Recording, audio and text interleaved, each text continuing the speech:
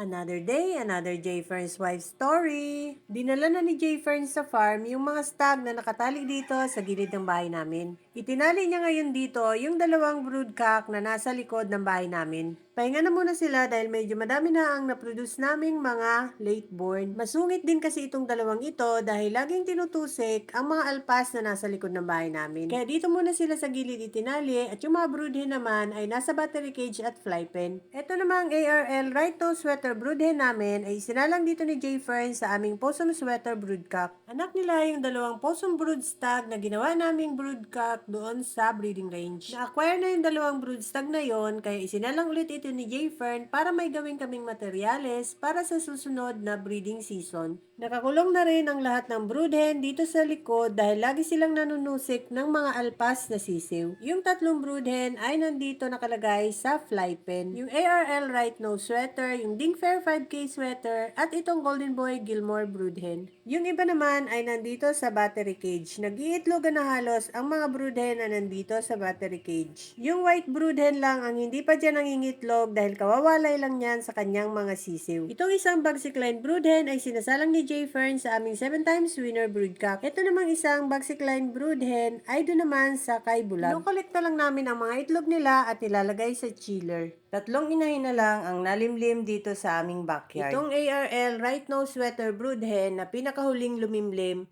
at itong possum sweater brood hen, malapit nang mapisa ang mga itlog nito, at yung Golden Boy Gilmore brood hen na papisain na rin ang mga itlog. Sa breeding range naman, yung Boston brood hen namin ay papisain na rin ang mga itlog. Yung mga black naman ay malapit nang lumimlim. Pangatlong araw na nga nung nilipat namin ang mga itlog ng Dingfair 5K sweater sa incubator ay nagpipisaan pa rin. May naririnig akong nasiyap sa loob kaya tiningnan ko at meron pa ngang napisang dalawang itlog. Inilabas na nga ni J. Fern nung natuyo yung dalawang sisiw at nilagay sa kahon para hindi lamigin. Naiwan pa rin yung tatlong itlog ng Dingfair 5K sweater sa incubator. Hindi namin alam kung may mapipisa pa rin sa tatlong itlog na naiwan pero kinabukasan meron na namang nasiyap doon sa incubator. Pangwalong sisiw na nga ito ng aming Dingfair 5K sweater. Buti na lang napisa pa dahil kung iniwan yan doon sa inahin ay baka naipit na ang mga sisiw niya.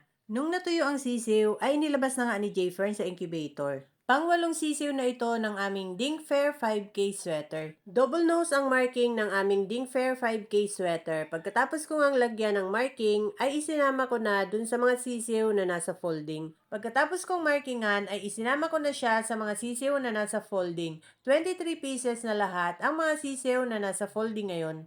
Padami na sila ng padami, pang late born na itong mga sisiw na to. At para hindi sila lamigin, ay tinatakpan ko lang ang ibabaw ng plastic para maliwanag pa rin sa loob para makakain sila ng maayos. Kagabi naman, may narinig akong nasiyap sa mga nililimlimang itlog nitong aming Golden Boy Gilmore brood hen. Pagtingin ko nga ay naipit na naman ang isang itlog at hindi pa natatanggal ang balot ng sisiw. Kaya kinuha na naman ni J. Fern ang lahat ng itlog at inilipat sa incubator. Doon na lang ulit papipisain ni J. Fern para hindi maipit ang mga sisiw dahil nakakapanghinayang kapag naiipit ng manok ang mga sisiw. Tinanggal na rin ni J. Fern yung itlog ng Dingfair sa incubator dahil nakalog na pala. Kahit wala na siyang nililimlimang itlog ay nasa pugad pa rin ang Golden Boy Gilmore brood hen. Bukas ay tatanggalin na namin yan dyan at ilalagay sa fly pen. Inuwi na rin kahapon ni J. Fern yung 4 na napisang sisiw ng Boston brood hen sa breeding range. Malalakas na kasi yung mga sisiw at meron pa rin natirang 5 itlog na nililimliman ang Boston brood hen. Tinanggal na namin ang sisiw na napisa para hindi maipit ng inahin. Nakakatuwa ang mga sisiw niya at malalaki. Baka isama na rin namin ito sa mga sisiw na nasa folding. At para hindi lamigin ang mga sisiw ay nilagay namin sa kahon